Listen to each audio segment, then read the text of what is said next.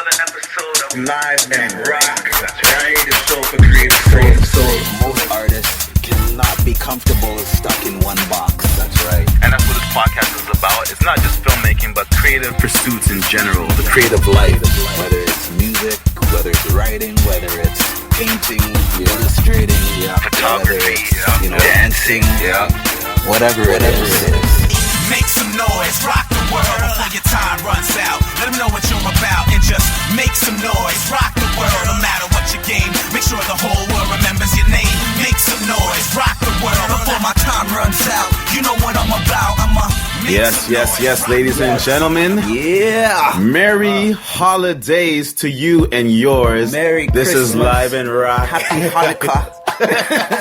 Happy Kwanzaa. Crazy Kwanzaa, whatever you want to do with it. Right. It's the holiday season. Another episode of Live and Rock. And what we doing? Rocking live. Really 150% live today, because not only are we recording the audio podcast, but just for kicks, for the Christmas season, we're broadcasting live on through Periscope. That's right. Yes, we are the creative show for creative souls. For those of you who don't know, you are now inside Live and Rock, and we are inside the studios of one Mr. Rawb Clarke. That's right. Yes. Big up to everybody. Big up. For those of you who don't know, this was our first ever guest on Live and Rock. Go back to episode 2 or 3. Yeah. This is an artist extraordinaire. And because it's the holiday season and it's also our last episode of the year, we figured, hey, it's all about family. It's all about having fun. And in this episode, we just want to do that. But you can't do that without family. So Rawb Clarke is here with us to just chill out, hang out, give us a little update on what he's doing, but at the same time, just be part of the family and just help us celebrate the holiday season, right? Most definitely. It's a time for family. It's a time for being around people that are on the same movement, on the same plan, trying to make positive moves. For real. All that good stuff. You know what I'm saying? It's a blessing to be here. Definitely. Word. It's a blessing for us to be here in your studio. Because like I said, or like CDH Live said, we're up in the Rawb Clarke studio, and it's one of the most inspiring settings I've ever been in, as long as we've been doing no doubt. Live and I love Rock. being here. I was looking forward to this all day. We took a little bit of a drive. We're just outside the GTA. It's a cold, wet day outside, but we are in Milton to hang out with Rawb Clarke, because it's worth the drive to just be in this space where there's creative inspiration all around us. And you're gonna have to check out the video version of this episode. Episode 15, is it 15 or 14? This is now episode 15. Wicked. Episode 15. Wow. It feels good.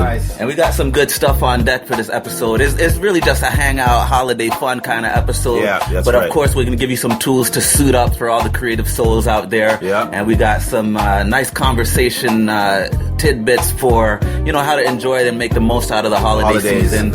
And especially from the creative perspective, because that's what Live and Rock is about. It is fun and games this episode, but as always, we always got to inject some motivation and inspiration for the independent artist in you. No matter what you're doing, that's what Live and Rock is about. If you're an illustrator, you're a musician, you're a dancer, you're a writer, whatever you do, Live and Rock is here for you. So I don't know. What? No, I was saying, I'm ready to dig into it, but I'm wondering if you have a nice TV timeout for us. Yo, you're right. I was just about to say, we're going to get into a quick TV timeout, and then back. Same Rawb time. Same Rawb channel. That's it. All right. Let's go. And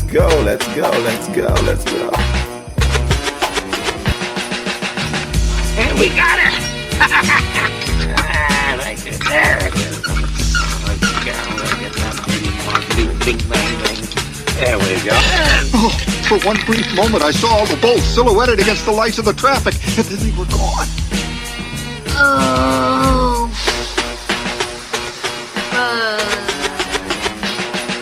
Only I didn't say fudge. I said the word, the big one, the queen mother of dirty words, the F-dash-dash-dash word. What did you say? That's what I thought you said.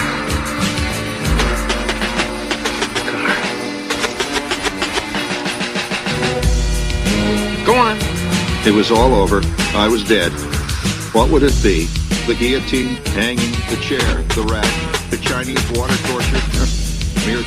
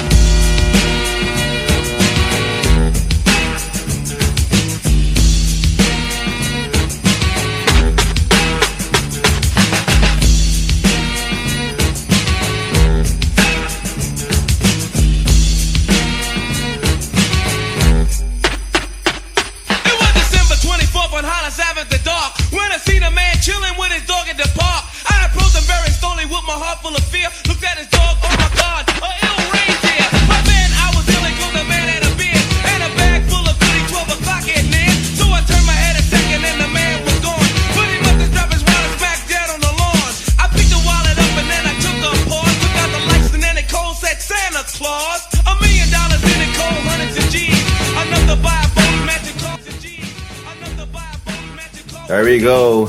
Yes, ladies and gentlemen, we are back. We are back. And we are just hanging out in the studio with Mr. Rawb Clarke. Same, what do you call it? Same Rob time on Rob channel. Same Rob channel. And we just geeking out to this Christmas holiday music in the background. Classic. Definitely, man. The one hip hop Christmas track you definitely gonna hear on much music back in the day. For real. Every year, because it's like back then there was like nothing. Pretty much. There hasn't been any MCs doing that, man. For real. Nothing like this, man.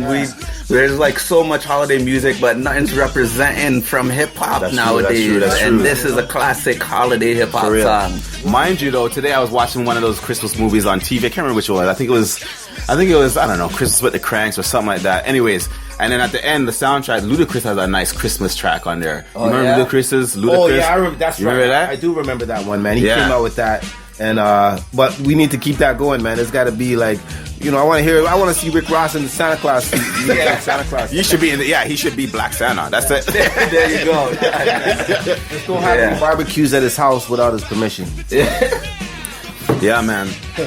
Speaking of Christmas, we're in the pop talk section of Live and Rock. Yeah. And today, because it's the Christmas holidays, we usually talk about what we're feeling, but I thought I'd throw in a little holidays, Christmas theme to it today, and just ask you guys out of curiosity. So, what's some of your favorite holiday movies of all time? I know our guest is here, but I mean, right off the top, that TV timeout you played there from one of my favorites. Yeah. A Christmas Story. Absolutely. One of the greatest Christmas movies of all time. Yo, honestly, that's number one on my list. Number one. And number 2 and 3 on my list. Definitely the Bill Murray spinoff, man. Scrooge. Scrooge? That was a dope movie too. I watch that every year. Word? I haven't seen that yet. You would that one? No. That's a classic, man. It is actually a remake of The Christmas Carol. Yeah. It was done in like the mid '80s, late '80s. Thank you, sir. Yeah, it was good. I didn't quite get that connection before. So the movie Scrooged is a remake of the story of Scrooge. Christmas Carol. Okay, because Ebenezer Scrooge was he was the miserable dude that had to go back into the past, present, and future. And Bill Murray plays that dude. Okay. Yeah. See, you get educated on Live and Rock, especially when it's tight. It's tight. And some of us need it more than others. Well, I shouldn't make fun because there's probably a lot of maybe some younger dudes out there or some younger listeners that may not even be familiar with the movie Scrooge. Go to Netflix and type up Scrooge, man. It's for real. Yeah. And Bill Murray is always one of the top comedians. Speaking of, he actually put out a Christmas holiday special on Netflix. Yeah, Netflix. That's right. Yeah, did you check it out yet? Yeah, I checked it out. It was like, I didn't know what to expect, but it was like, once you get into the first 5 minutes or so, it's like you don't really want to turn it off. For real? Yeah. That's good? it's just different. You're like, where's this guy going? I can see Bill Murray taking it there too, because he's real creative. He's a good improviser, man. Yeah, I can see that working out. I gotta check that out. But is it like a scripted, like a story, or is it like stand up? Like, what is it, or is it like a? That's what I'm saying. It's like it's so different. You're just like, what is this guy doing? Like, you're like, where is he taking me? You never know where you're gonna end up with Bill Murray, man. Definitely a good actor, man. Yeah. But you know what? Too, another one of my classics was, and you know, your listeners could judge. I like Rudolph the Red-Nosed Reindeer, man. The Bing Crosby 1960 version, man. I used to watch that as a kid. Yeah. Well, when I was like 6 years old, man, they used to play that every year. For real. Rudolph the Red-Nosed Reindeer, man. And Rudolph the Red-Nosed Reindeer and Frosty the Snowman for Frosty me. The Snowman. Yep. I would have to throw in though Home Alone, man. Yo, that's my number 2, yo. That's my number 2. I forgot about that. I was on my, yo, what are you doing? Like, you're creeping out. You're creeping out. My whole list here just like flinging out there, yo. Home Alone is dope. It's just, it's got those quotable lines. It's got Joe Pesci, you know what I mean? Yeah. Like, it's just nice holiday vibes. It was nice, man. It was nice to see Joe Pesci kind of ease up off the Goodfellas in Yo, but Joe Pesci's a comedian pretty much most of the stuff he does. He was always like a comedian guy, make people laugh. Flipping, what movie with Marissa Tomei that he was in? Oh, that was My Cousin Vinny. My Cousin Vinny. Yeah. What is a Ute? Yeah. Yeah, man. He's got a bit of range, that Joe Pesci guy. He does. Home Alone is definitely on my number. Like, okay, I said A Christmas Story was number 1 and 2 or 3. I kind of have to edit that. So Christmas Story and Home Alone are both 1, 2, and 3 together, tied. Okay, all right. Tied. What's next? Because you're just like jumping on my bandwagon. So what do you got to throw? I gotta throw in.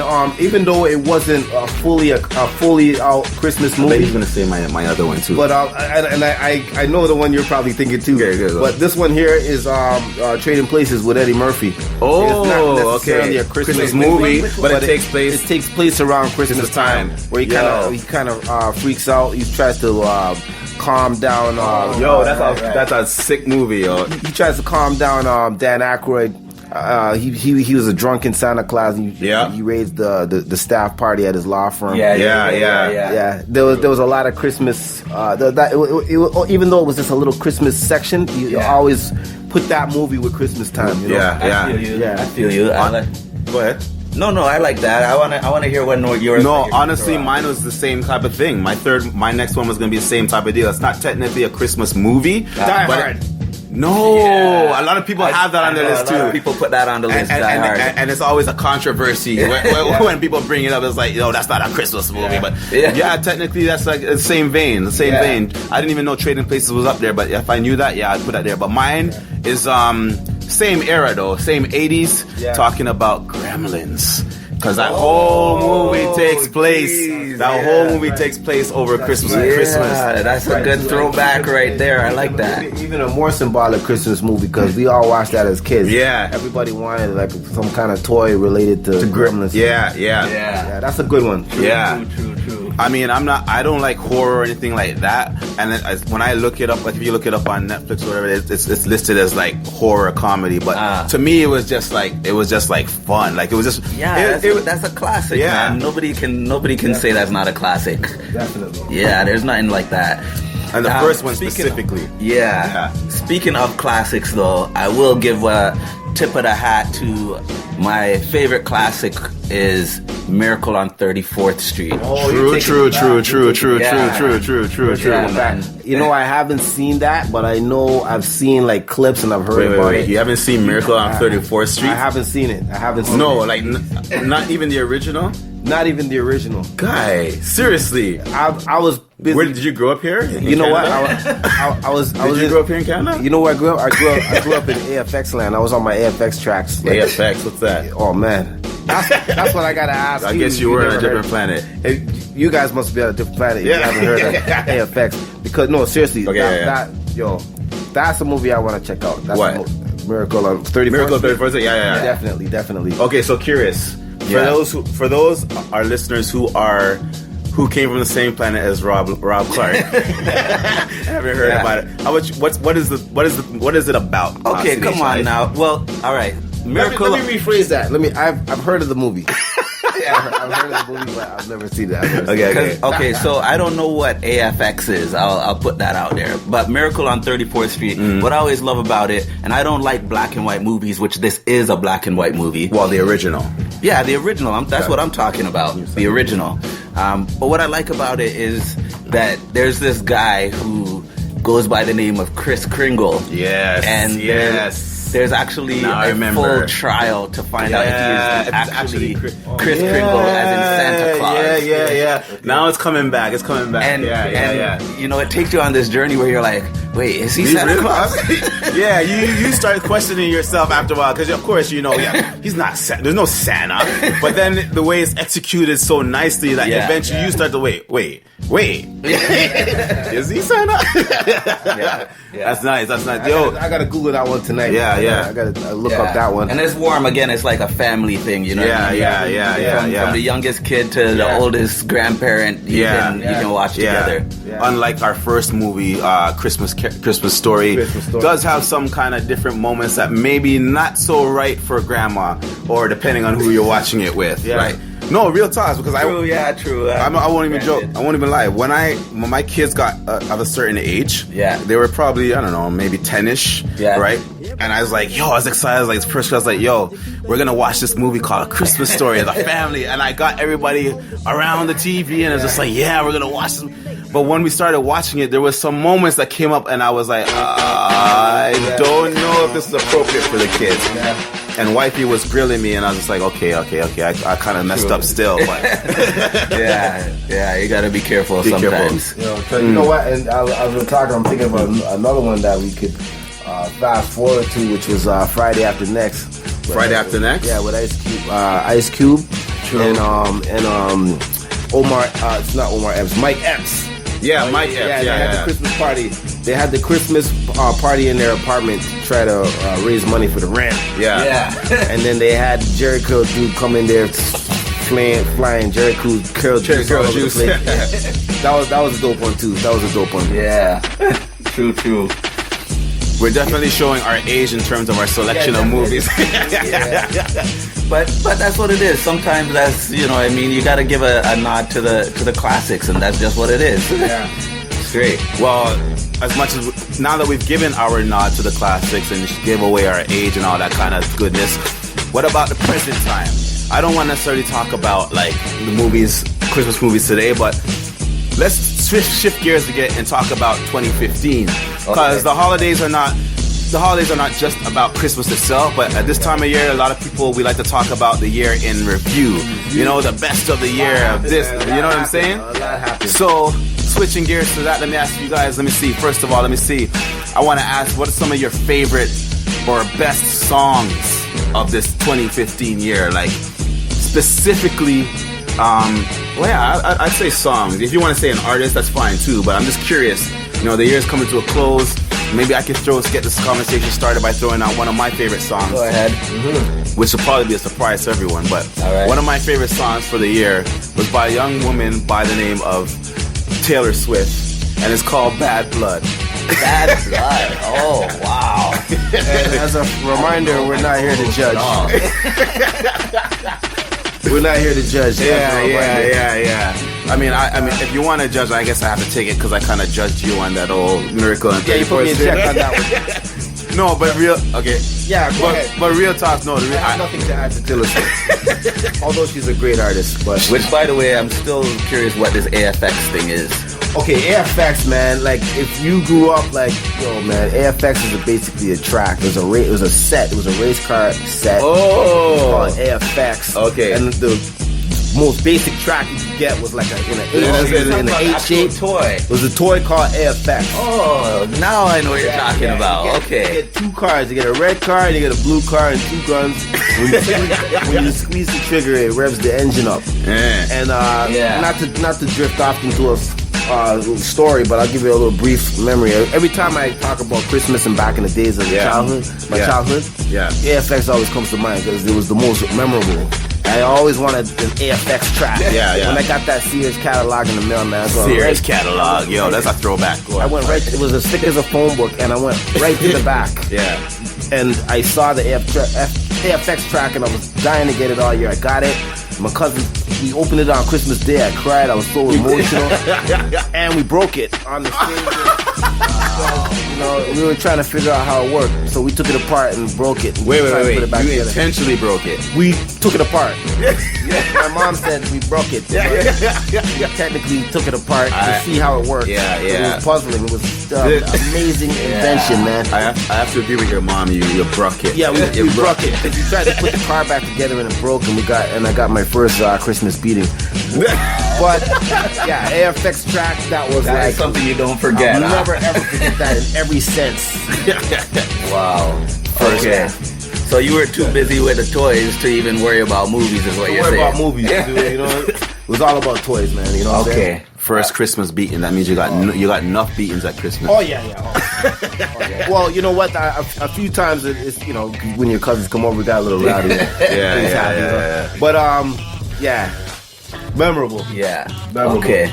So classic race car track. Nowadays they're giving the smartphone race track. Anki Drive. For those who Yeah. don't know. We'll talk about that in our suit up section, anyways. Because in our suit up section, we're gonna give you guys some what we call gift ideas. Yeah. But before we get there, I want to get back to my track because you guys are dissing my track, Bad Blood from from Taylor Swift. But speaking of stories, I have a good reason for that, and it's because of the video. Because regular listeners of Live and Rock, you know that yours truly is a writer, and I specialize and focus on sci-fi / superhero type of stories. And the video for Bad Blood had a real wicked story that they were telling with all the girls, and they were all doing the actual. Have you seen the video? I have seen the video, Okay. heard the song, and I'm only because you mentioned it gonna have to watch it again because I had no desire to watch it again. Well, the special effects was just crazy, and it kind of reminded me of they created a world where Taylor Swift was part of this organization of just pure, super hyped up female action heroes with all their own little different motifs, so to speak. Which, as you mentioned that, it makes me think about the whole concept of what's best of. Mm-hmm.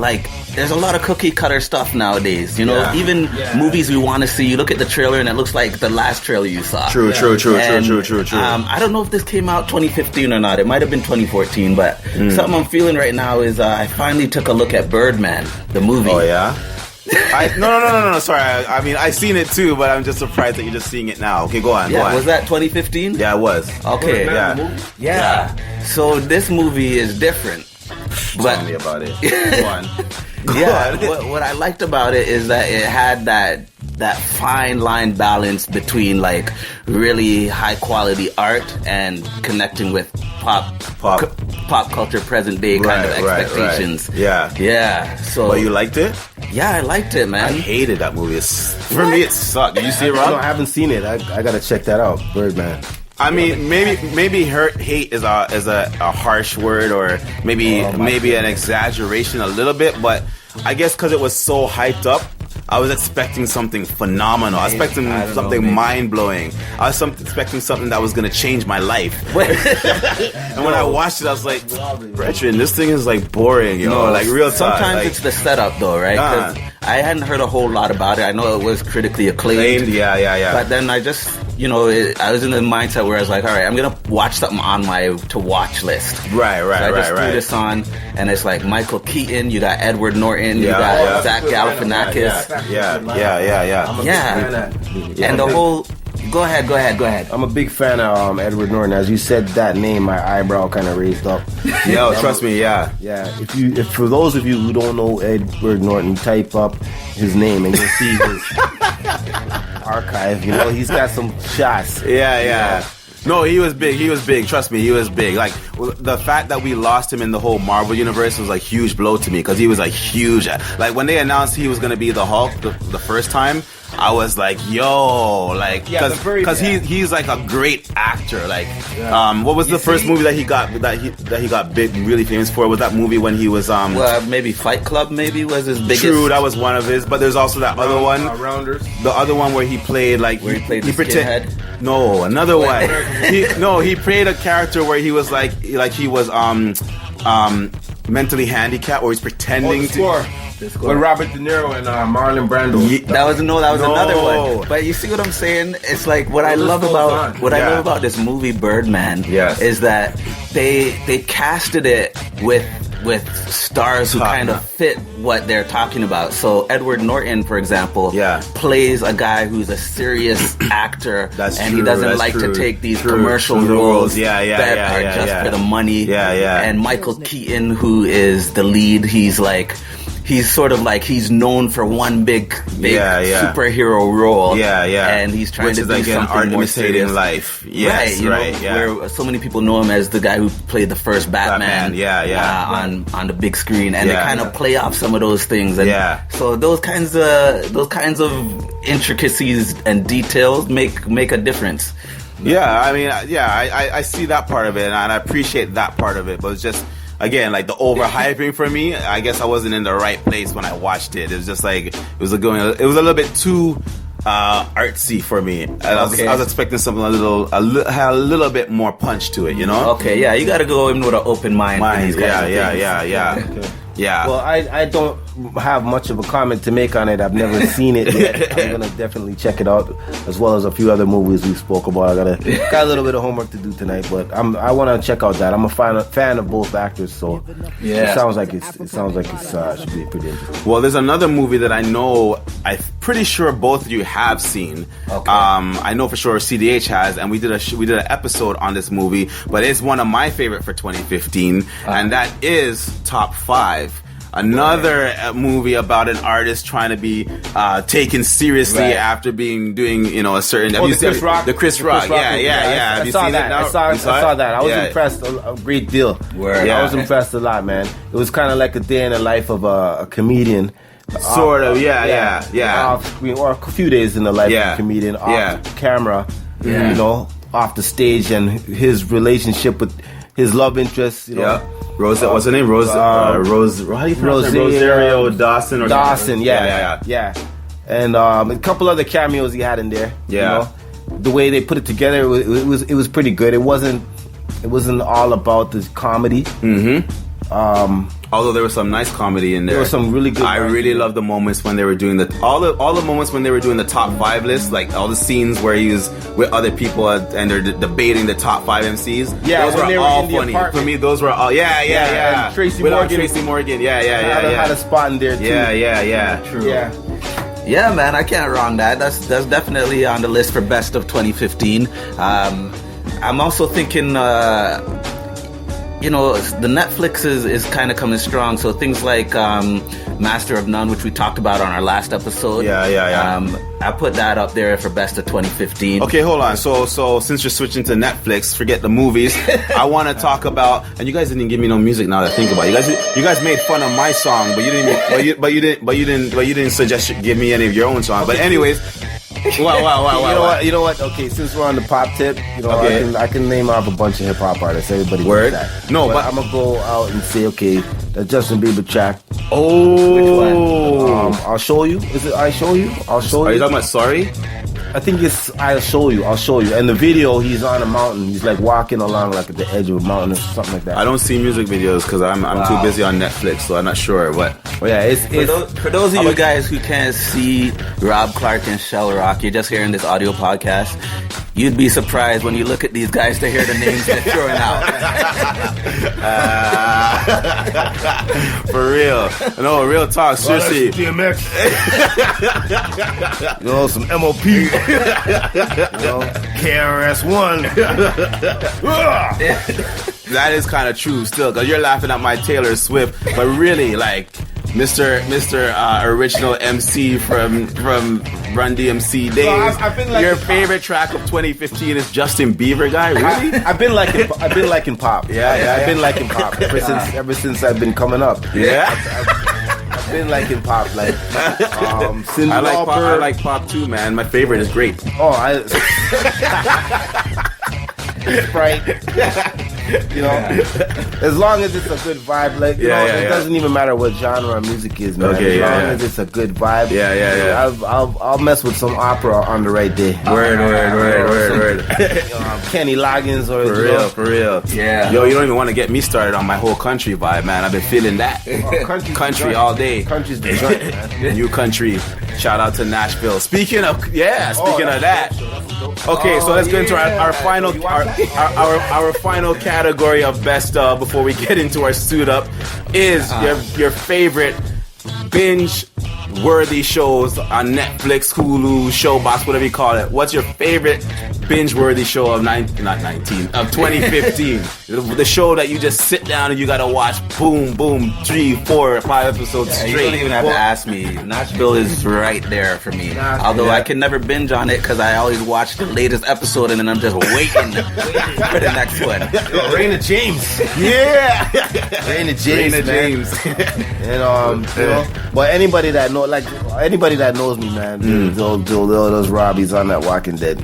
Yeah. Word. Walking Dead. Yeah. I've been watching that since season 1, episode 1. And Where they at now? Season 6, and it's in the middle of we're just finished off the mid-season finale 2 weeks ago. Yo, as you mentioned that, okay, so Live in the Rock Nation, I'm a little, I don't like the zombie thing. I haven't gotten into the Walking Dead in spite of everybody's high praise and recommendations, but still, I know it's a great show, and coming from someone who watches it a lot, I want to get your perspective on the spin-off show.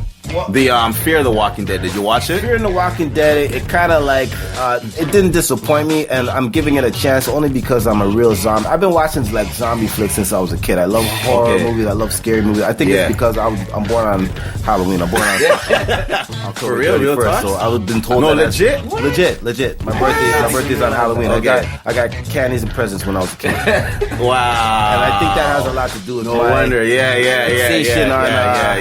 Horror movies. Okay. But Fear the Dead. Fear the Walking Dead. I was because in the Walking Dead they don't really explain to you why the outbreak happened. Yeah. How it happened. You know. Yeah. And I was looking for that in Fear the Walking Dead, and I didn't get it yet. So it's still kind of like it just basically taking a little bit too long to get there. Yeah, and it's the same writers as Walking Dead, and I'm giving them the benefit because of that, and they're sick at especially the Walking Dead. When they write that, it's crazy. Yeah. So I'm kind of giving it a chance. I'm waiting for the second season to start. Yeah. It's still.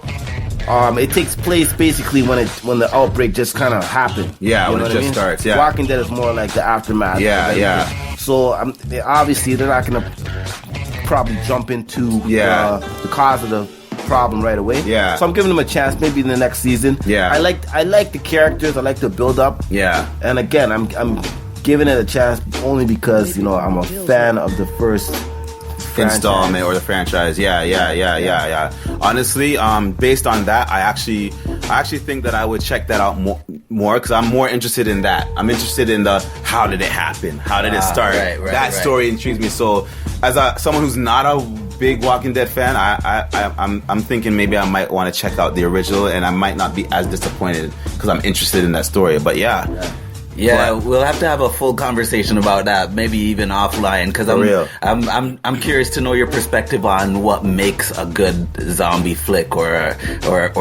how do you really define what's great in that genre? Because there's a lot of movies that are like B movies is kind of where the genre started. Yeah. And now there's like high budget commercial style. Yeah. Zombies are the new vampires actually since 2015, 2014. Like you know how Twilight and the vampires were popular a few years back. Now it's like zombies all over. iZombie on TV and all this stuff. But I mean, at the end of the day, like Craig CDH Live just said. It's all about the perspective on the art form itself, right? Yeah. And speaking of that, that's what the show is about: the art form and the independent artists themselves. Yeah. And we need to get into that. So we're gonna switch gears a bit. I know you guys are enjoying this conversation, but we got to get into the heart and soul of Live and Rock, which is the independent artist journey. Yeah. So we're gonna get into our suit up section. where we usually give you tips and tools for you on your journey as independent artists. We're going to switch it up a little bit today because it's the holiday version, and I'll explain what the switch up is when we get into it. But for now, let's get into our suit up section on Live on Rock. Rockin' Live. Peace.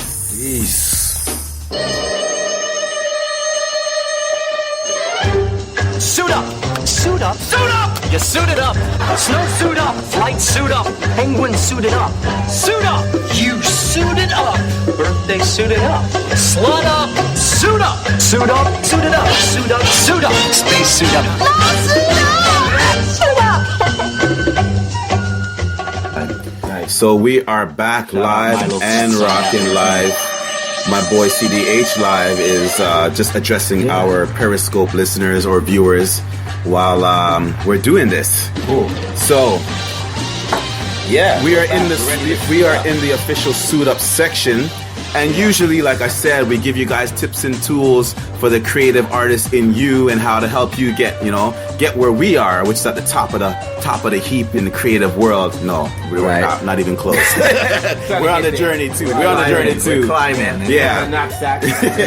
Climbing up the mountain. Yeah. But so we're gonna throw a little twist on it this time. Since it's the holidays, everybody's getting gifts and all that kind of stuff. So I figured we'll give you some great gift ideas for the for the creative people in your life. That's right, because every creative person knows another creative person, and sometimes you want to show that appreciation. Yes. So, let's talk about it. Yeah. Talk about that, man. That's a good topic, man. Especially as an artist, man. It's good to have skill as an artist. So a gift, a piece would be good, like a painting. Or if you can't paint, if you're not an artist, you got a link to a painting. You can say, okay, you can work out something. This guy over here, You know, he said he was gonna paint you, man. Check him out. All right, so let's start there since you brought it up, Mr. Rawb Clarke.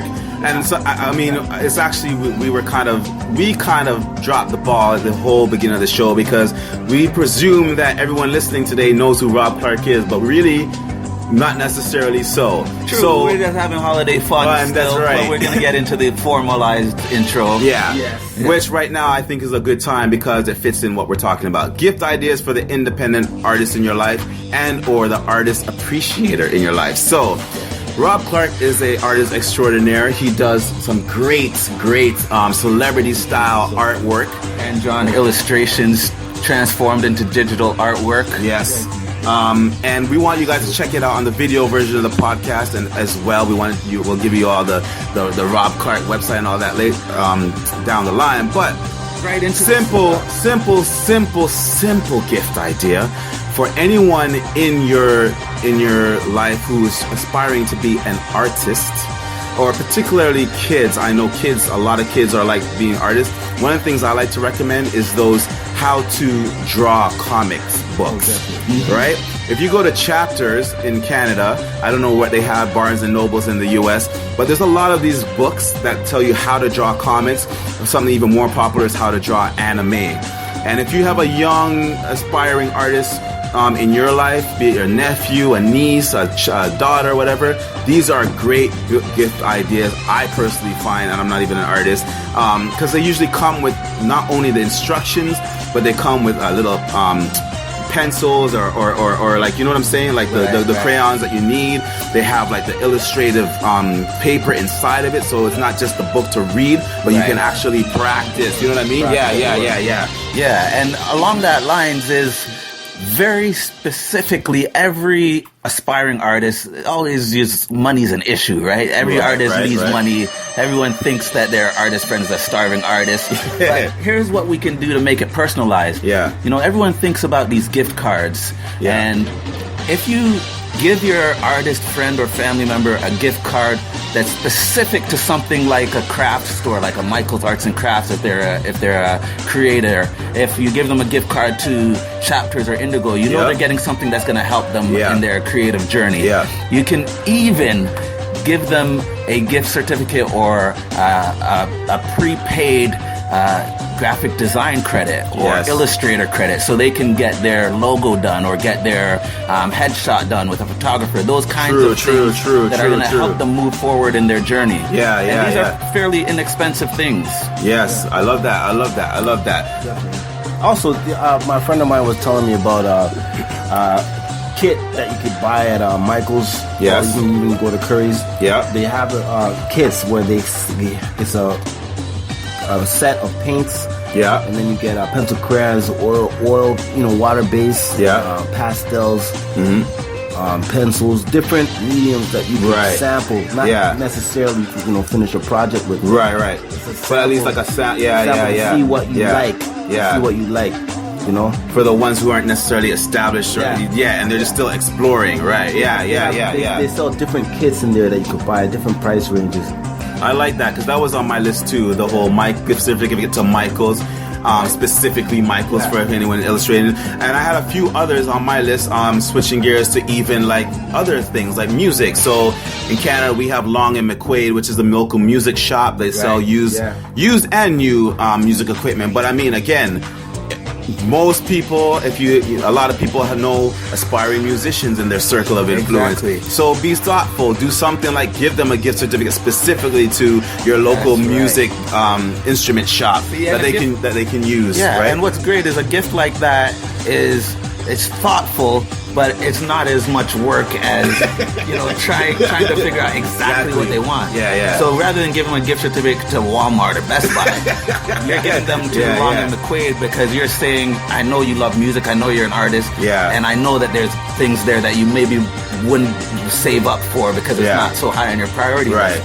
Now you have a gift card that you can kind of just go in and have fun and get something, a neat little gadget or the newest little accessory for your journey. Because everybody has something that they like, artistically or musically that they could use. Everybody, you know what I mean? As opposed to just buying them a T-shirt or like a pair of shoes or a Xbox or something like that. Something that's just here today but gone tomorrow. That's anything that you give them that's related to their passion. Their passion, being creative. Yeah. It opens new doors for the future, man. It's always sparks something in somebody that they never thought they had.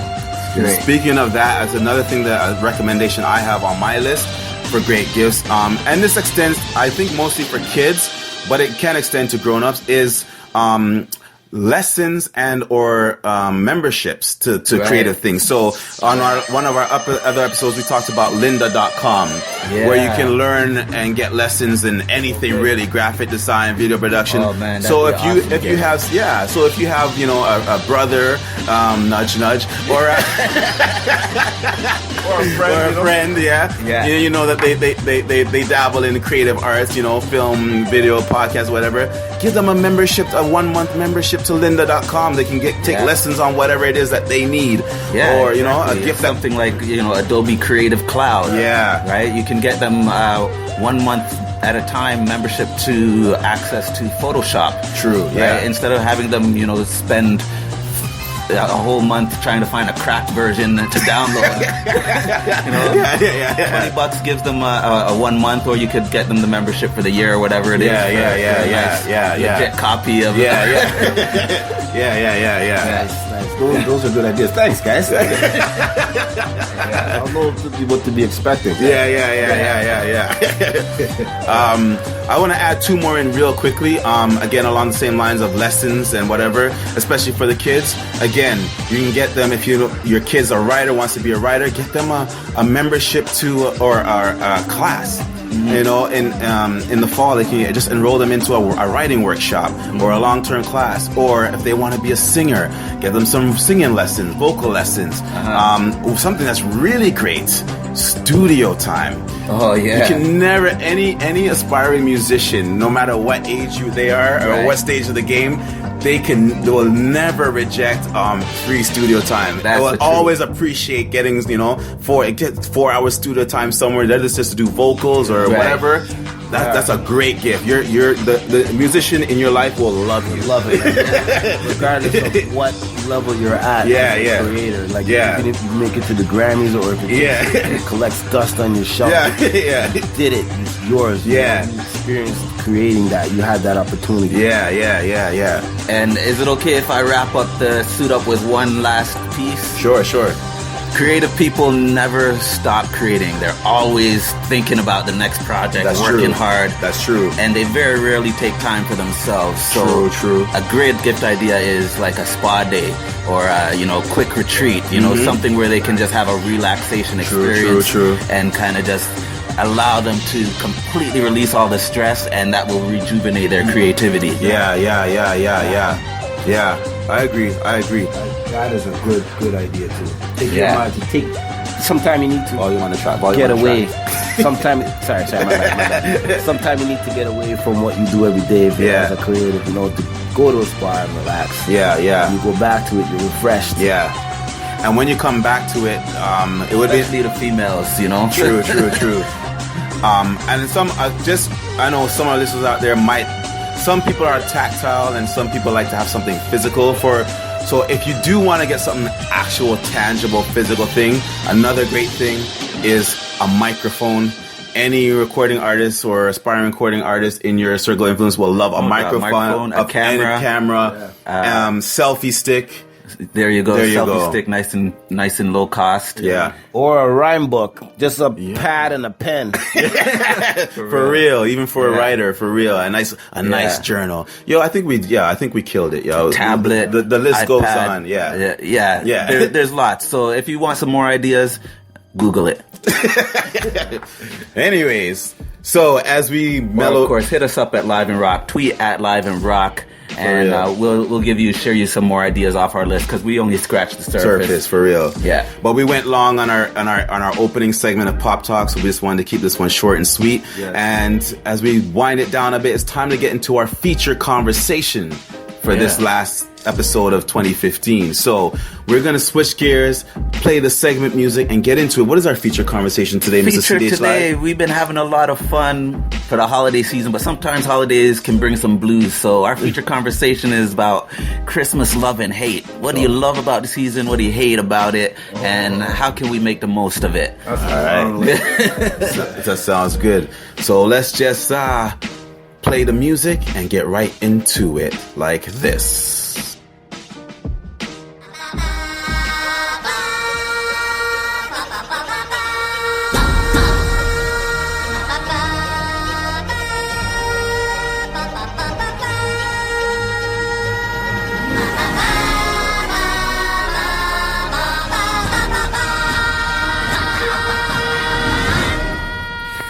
Sorry, I'm really feeling that intro, man. That is dope. That's what it is. I like that, man. Right? That was Alvin and Chipmunks?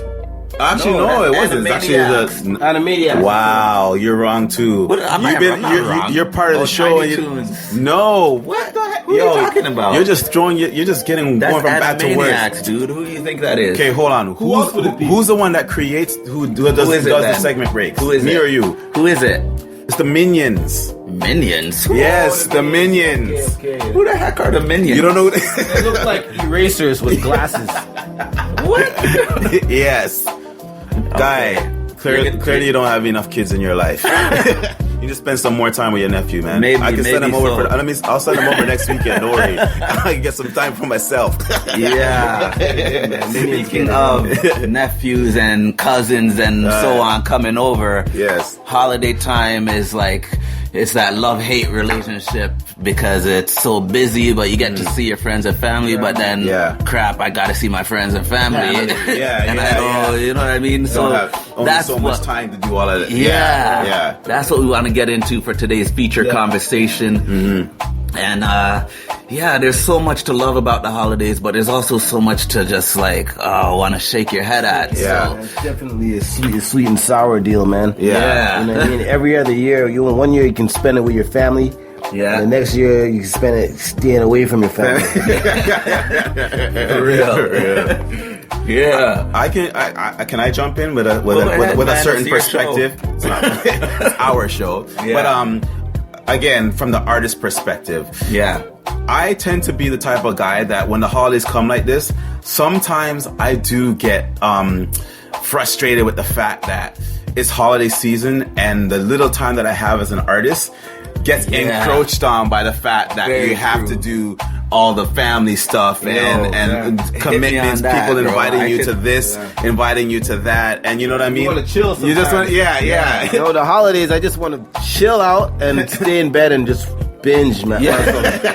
Some series, man. Yeah, man. So, like, I'm thinking, like, if we could vent for a second, like, just throw out the things that annoy you about the holidays. One is, like, that encroachment on your personal time. Right? Creative time, in my thing. Creative time, The other one is just like the madness at the stores. Oh, It's like you just want to go grab a little snack and it's like you got to wait in line for like 2 hours. It might take like a couple hours to get a pack of Timbits or something. Crazy, man. Straight. Even the traffic. That's my second pet peeve is the roads, and even more specifically parking at everywhere you go. I work retail for the Live and Rock Nation on my day job, and just time of year, it's just like, man, you gotta get to work even an extra half an hour early just to find parking, which is ridiculous. Man, it's no joke, and it's funny because it's like you're supposed to be in a good mood for the holidays, but all those things just kind of put you on edge. You know what I mean? And that's why we do a lot of eating too, man. From all that stress, we do a lot of eating too. You know, the eating is a love and hate, because we love food, but we hate how we feel the day after. Real. And the effects that follow you into January 1st and 2nd, and that's true, man. that is definitely a straight love and hate right down the middle on that one. Like, especially in a West Indian family, West Indian Christmas. I don't know about any other nationality, how they do it, but I know Jamaican Christmas dinner, we cook everything that we could possibly cook. Fish, beef, chicken, turkey, goat, everything. All kind of rice, all kind of salad, all kind of dessert. Yo, we even get into some of that lasagna and pasta. Everything. Yo, West Indian and Italian. Crazy. Isn't that funny? And it's like, for me, I'm like, I'm gonna be able to bring back some nice leftovers and not have to cook for a while. That's if you could beat the Tupperware lineup. True. You always got them two aunties or them two cousins that don't say nothing for the whole dinner. They're just like antisocial. But they're at the table with their Tupperware. Man. I have food for 3 weeks. For real. Yeah. And then the kids, man. The kids is another love-hate. It's like you love to see the joy and the happiness on their faces. But man, they make up some noise sometimes. Go ahead. It's the ungrateful kids too. I can't lie. I'm kind of on the other side of that. That one, I'm not on. That one doesn't. Okay. Because for me personally, at this stage of the game, for me, Christmas is about the kids. Like, they're the one aspect about Christmas that gives me joy. Because for me personally, I guess I'm the old crotchety Scrooge right now. Like, I've had my time with Christmas. Now, like you said, there's so many stresses that come with Christmas and the holidays as an adult. The pressure to spend money that you don't have, the extra time you got to put into work, because if you don't put in the time now, then like this is where you got to store it. Well, so all those things take away from. But seeing the kids enjoy the holidays is the one thing for me personally. True. I don't get any negative out of that. For me, that's the one thing that's just constant. That's the joy for me of the holidays, and maybe that's kind of the reason why I focused on them in the suit up section. It's like for me, it's the kids. You know what I mean? So it's like, what can you do for the kids to put the smile on their face? You know what I mean? True. Yeah. I mean, you have a good point there. I mean, everybody loves kids. You know, it definitely is about them. Because I remember how it was for me during Christmas time as a kid. Yeah. Like, Christmas time was the next best thing to Daryl Sittler and Superman, you know? I love Christmas time, man. Daryl Sittler and Superman. Superman. You don't know Daryl Sittler? Oh, no. Daryl Sittler is the hockey player, right? Yeah, but what's the Superman part? All three of my heroes. All three, except for Okay, I got it. I got you. No Santa Claus. Santa Claus, it never made sense to me. Okay. Because we lived in a building. For real. Yeah. For real. Great goods.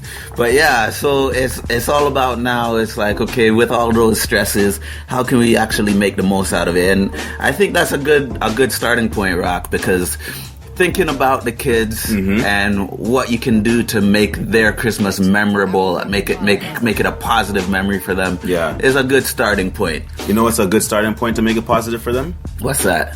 Taking them to see Star Wars: The Force Awakens. Rob, what's your take on this movie? That comment right there, man, Shell hit it right on the head. That nail, man. I'm telling you. Yeah. Star Wars, man. I mean, what can I say? The Star Wars was like, that's my fourth hero. Skywalker. Yeah. You know, Darth Vader, that whole franchise, you know. Yeah. They've been pumping that since last year. Yeah, and that's how they used to pump movies. Back in the days, you have movies coming out a year later, you seen that commercial on TV a year before it comes out. So the way they've been promoting, that's like old school right there, just to build that up. And real talk. The trailer is insane. Yeah. Real talks, I think it's the most hyped up movie of the entire year. I mean, to the point where hype movie for like the past decade. For real.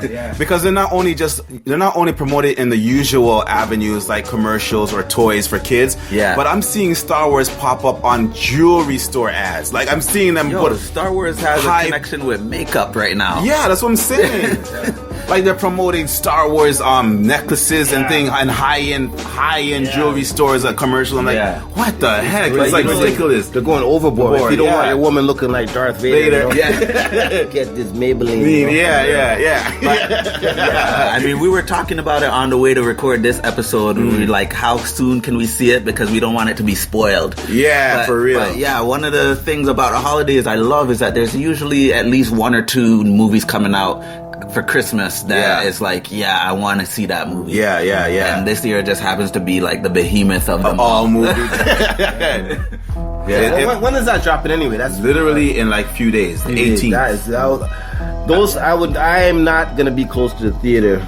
I'll wait a minute. I'll wait. Okay. Again with the madness. The madness. Movie ain't going nowhere. But what CDH Live was getting at with this particular movie, even though you want to stay away because it's so hyped up, you don't want to get spoiled. Like, within a few days, you don't want everyone's going to be talking about it. You don't want it hard to avoid being spoiled. I already saw a little link that said, what happens if this Star Wars movie is just not good? Oh, wow. Can you imagine? Wow. That will be a really hard feat to accomplish. Because from what I've seen in the trailers, the graphics are just insane. And I'm a graphics guy. It could be the most basic story. You know, I just want to see some real sick detail on the graphics. You know, the fighting scenes. All that, you know, the nostalgia of it, you know, how they blend the old footage with the new characters, you know, amazing, man. They have the old school type of effects that they've taken, like they've done everything real as opposed to all CGI, and I love that. That takes me back. But Rob, you mentioned something that I want to segue a bit, if I can, that you touched on, the fact that you're an illustrator and you're watching it from an artist perspective. I want to get into a little bit artist perspective in this part of the feature conversation and talking about you. Because this is the second time you've been on the show, and I've mentioned it briefly that you're an artist for those who are new. But tell us what you're doing now versus what you were doing when you were first on the show 9 months ago. Like, one of your new initiatives, like what you were doing with how you're promoting your artwork that I saw recently at the show. Not the show, at Was it a club? It was the Irish Bean Club in Mississauga. Right. With starting from scratch and DJ Fantastic. Shout out. Big shout outs to both of them. They did a wicked job, and I was glad to be a part of that, man. And which was a club setting. Yes. I was set up at, and it was an idea that kind of popped into my head that I want to start including, with my whole promotion in terms of my art. Yeah. As opposed to just going to the art festivals, the Comic Con, the Fan X's and all that. I plan on going to more club settings, like actually in a club setting. Yeah. Where I'll be setting up and selling art. So just from doing that the other night, it was a definite eye opener and a new avenue that I'm definitely looking forward to trying out, man, and pursuing. It was a very sweet surprise because again, just to give some feedback from background, it was just an old school hip hop jam that our friends DJ Fantastic and Start from Scratch did here in Toronto. And I went there expecting to just geek out and reminisce on some old school hip hop like you're hearing right now in the background. Shout out Mobb Deep, 90s hip hop, old school golden era. But anyways, it was this all night, and and some old school reggae and all that super cat. But I walked into the venue and I saw in the corner, to my great pleasant surprise, a huge picture on the walls featuring Rawb Clarke art. I think it was Most Def. Your image of Most Def was on the wall, and I'm like, wait, I know that artwork. And then I had to go through the crowd, find my way through the crowd till I got to the word, and boom, there was a table and Rob was sitting there with all his artwork, and I was like, wow. This is an innovation that I need to I'm just motivated, inspired by the fact that you're in a club showcasing your work. And I think it was appropriate because a lot of his work, I don't want to say it. CDH, talk about his work for me. Tell him what is it? What are his artists? I'm a fan of the Rawb Clarke style, signature style, because it's so rare to find somebody who takes our urban culture and gives it such a visual, unique look. Yes. And I don't have all the language for visual art, but what I can say is that when you see something, when you see an image, you can instantly say that's a Rawb Clarke. And that is signature style to me. Yeah. Right? So I'm appreciating everything that you're doing. That every now and again, I'll see an image online that just pops up and I'm like, yo, Rawb Clarke is doing his thing. and it's not something that was posted by Rawb Clarke. Yeah. Nice. No, much love, brother. Much love. I appreciate the appreciation, you know what I'm saying? And like I said, it's something that I really want to do more of, man. Start going to the clubs, to set up beside the DJ, it's definitely a different twist as opposed to, like I said, going to the art festivals where I'm surrounded by other artists. Yeah, people are going there to see art. People are going to the clubs now not expecting to see art. Yeah. And when you're in the club, you got your drink and you're trying to swag out and walk around. Just, poke your nose around and you see an artist selling work. Even if you don't buy a piece, you can get a business card. We'll do a little chit chat, networking. Yeah, definitely. You get a shout out from the DJ. For real, come over to the table. It was a lot of talking, a lot of handshaking, and it was really, really a great experience. And I'm definitely going to do more of that in the new year for sure. Yes, I'm glad you said the new year because that's what it sparked for me. Like it inspired me to say you're doing something new and different. And as we're going into the new year, that's kind of something I want to think about and focus on. Like as creative artists or just people in general, we always talk about New Year's resolutions. But from an artist perspective, it's like, what can we do different? Now we're going to a new year. What can we do different to elevate our game and get to the next level in our craft or in our pursuit in our creative career, and it inspired me seeing you doing that. I took a note from you. I took inspiration from you, and I stepped out there and tried to do something different too, which I'm going to talk about after I give CDH Live a chance to talk about what he's going to be doing new in the new year for CDH Live. Yeah, interesting thing is that when the holiday season comes around, you do start thinking about the new year. You start reflecting on what has, worked well or not so well. Yeah. And one of the things I'm interested is just to see where your idea for going into that environment came from for Rawb Clarke. And I know I'm going to tell you what I'm up to. I was about to say, like, what but mind you, we are on a clock, by the way. Yeah. We only have 10 minutes left. All right. So just the idea of, doing something, taking a different approach. How long did it take from the time the idea first got into your heart to when you actually did it?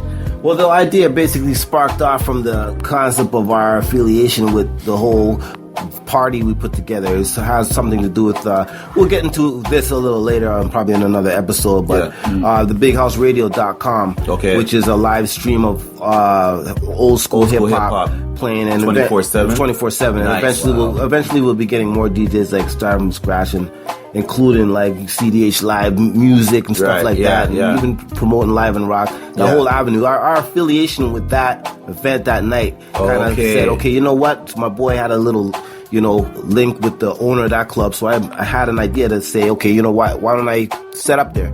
Or how would he feel about that? And he gave me the shot, so I ran with it. So, and during that night, it just all kinds of ideas were just flying through my head, for the future. I love that. And I also want to just point out for the listeners, the fact that he says the affiliation with the old school hip hop radio station, it really is appropriate because a lot of the art Rawb does is a lot of old school artists, like the celebrities in general, but a lot of hip hop artists. Like we got Biggie, the Notorious, sitting here on his main wall art right here. And we got Nas. He just posted a new one that I love, one of my favorite of all time now, your BDK, Big Daddy Kane piece. So all those things were on point in terms of the appropriateness of the event and what it was, old school hip hop. Obviously, he doesn't only do that. You had some basketball artists like Steph Curry and all those original characters, but he does have a lot of old school hip hop artists as well. So check him out, allrawb.com. Check out his art. And I like this one that I'm looking at right in front of me too, which is a nice J. Cole. Yeah, man. So I'm loving what you're doing, but the reason why I brought that up was related to Sean's Rock's question to me, which is what's in 2016, and I think it's just walking out and doing what's in your heart to do. So there's so many ideas that we have, and we kind of just sit on them. And we contemplate them, we overthink them, it might not work, blah blah. But just going out and doing things, you know what I mean? And see if it works, and if it doesn't work, then we just don't do it again, or we refine it, or we adjust it to what will work. So that's what I'm looking forward to in 2016, is doing a lot of the things that I've talked about and thought about, and just getting it done and seeing what the result is. Action. Let's talk. More action. Just do the thing. True. I feel you. Definitely. Yeah. For me, I kind of did a little bit of both of that, because I just spontaneously, I started my Etsy shop for my inspirations. I think you guys are aware of that. But and it's been somewhat successful. I've been making a mild amount of sales, but I took inspiration from Rawb about doing something different to promote it, right? And I just thought, okay, you know what? The best place to promote comic book art, it would be in a comic shop. I would think naturally. So I just woke up one day last week and I decided, you know what? Let me go check a couple of local comic shops and see if they'd be willing to help me, promote the inspirations there. And I went out and I went to a few different places, but I managed to land a deal with one spot specifically up right now, which is Gotham Central Comics in Mississauga, which is just off Dixie and Matheson area. Yeah. So I mean, in my opinion, they're the biggest comic shop in Mississauga, on this end, right? So shout out to you, Carlos, if you're hearing the episode. He let me put up. I have my full banner there of the inspirations there, and people can get my card. They can order through the shop. So I'm just saying, I appreciate seeing you do what you did, Rawb, because it motivated me to act on a whim and to just take a chance and go and do something a little bit different. I'm not selling the prints there, but it's a step towards doing something different, and hopefully getting positive results, Which actually reminds me of another thing that we're doing as Live and Rock is we're actually upping our collaboration and partnership, where we're in the works right now to get a collaboration with a online magazine. So Live and Rock is going to be distributed to a much larger audience. Yeah, and so we are in talks right now with shiftermagazine.ca. We've shouted them out because they've been appreciating the show. For real. And we're looking forward to getting an official partnership with them in the new year. 2016. Yeah. That's good. That's proper. For real. So, honestly, guys, we are coming to the end of the show. We went super long on every segment, so to speak. Yeah. So, you know, sometimes that's just the way it goes. But I don't know. Is there anything else we need to make sure we get in there before we end the show, real quick? Well, you know, just a shout out to everybody who's been supporting Live and Rock from day one. Of course, Marlo Flex, we'll never forget you, bro. Yes. Jermaine, all the guests we've had for 2015. Yes. Vincent Galvez. Yes. Frederick Limon. That's right. Yeah. So, and all the people who've been watching. Joel, of course, here with Rawb Clarke, chilling to kind of put bookend the year. Yes. Which is why we wanted to end. He was our first guest of Live and Rock. Go back and listen to it. Like I said, if you're new to the show, if you found us through iTunes, go back to the first ever guest episode with Rawb Clarke, and you'll get even more detailed looks. Check out Live Access. Inverted Access. Yep. Go to the new Live and Rock website where you'll see pictures and more footage of all the guests that have been on the show, and look forward to 2016 where we're hopefully gonna be just continuing to keep growing, man. Yeah, keep growing, reach higher. You know, man. I mean, just doing it up. Yeah, man. And if you're ever interested in checking out some Rawb Clarke stuff, just go to Instagram. ROBB. I'm sure these guys will put their little link on it. You know what it is. ROBB KLARKE Instagram. That's right. And last but not least, tweet us at Live and Rock on Twitter. We want your comments. We want your feedback, your suggestions, your questions, all of that good stuff for the year 2016. And all the inspiration you guys have been giving us, because when we see you guys doing your stuff, Joy Sen, Milo Flex, NA Nets, all you guys doing what you do, it helps us to stay motivated and driven to do what we do. That's right. And it's like, wow, the more you do it, the more you put it out there, the more people find you, notice you, and give you greater opportunities, open new doors, give you new direction, and all of that good stuff. So 2016 is time to just keep it going. Yeah. So we have to say happy... No, we're not going to say that. Forgot to shout out Stubbs, too. Happy holidays. Happy holidays. That's right. Definitely happy. To all you and yours from Live and Rock, we want to say happy holidays. And in the new year, as every year, if you are going to live, then you might as well rock. I didn't know you guys were going to do that. This is my first time doing that, so I just had the front. But yeah, what they said.